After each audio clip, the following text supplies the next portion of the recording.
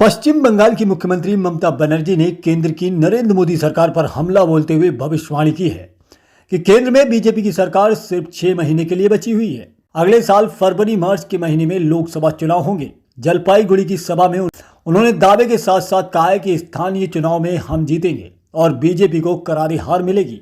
वहीं सीएम ममता ने border security force BSF पर भी गंभीर आरोप लगाए हैं। उन्होंने कहा कि बीजेपी के इशारे पर बीएसएफ सीमा से सटे इलाकों में चुनाव के दौरान लोगों को डराने धमकाने का काम करती है। वहीं बीएसएफ ने इस आरोप का खंडन करते हुए इसे निराधार बताया है। उन्होंने कहा कि पश्चिम बंगाल में कांग्रेस, बीजेपी और मकपा मिले हुए हैं। उन्होंने जनता से इस पार्टी को स्थानीय चुनाव में हराने की अपील की है। साथ ही 2024 में केंद्र की बीजेपी सरकार को भी हटाने का आह्वान किया है। वहीं ममता ने आरोप लगाया कि बीएसएफ का निर्दोष ग्रामीणों पर गोलियां चलाना निंदनीय है। वहीं उन्होंने रैली में कहा कि मुझे जानकारी मिली है कि पंचायत चुनाव से पहले बीएसएफ के कुछ अधिकारी सीमावर्ती क्षेत्रों का दौरा कर रहे हैं, मतदाताओं को धमका रहे हैं और उन्हें वोट देने के लिए कह रहे हैं। मैं लोगों से कहूंगी कि वे डरे नहीं और निडर होकर चुनाव में हिस्सा लें। पुलिस ऐसे मामलों में प्राथमिकी दर्ज करेगी और कानून अपना काम करेगा।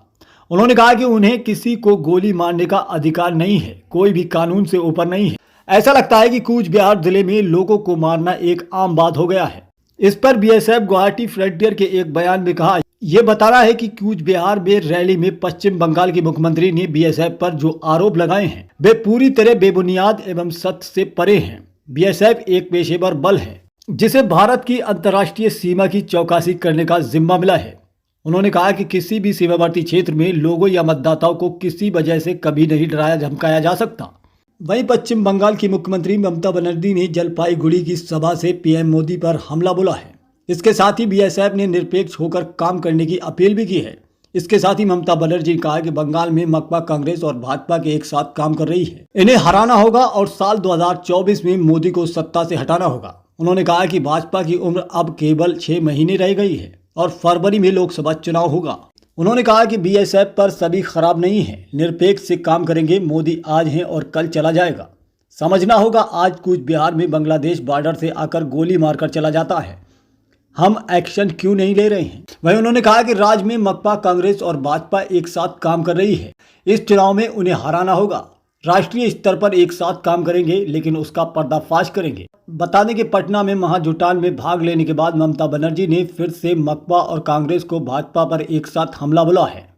ममता बनर्जी ने कहा कि पहले लक्ष्मी भंडार केवल स्वास्थ्य साथी कार्ड वाले पाते थे, लेकिन अब घर की हर महिला को लक्ष्मी भंडार दिया जा रहा है।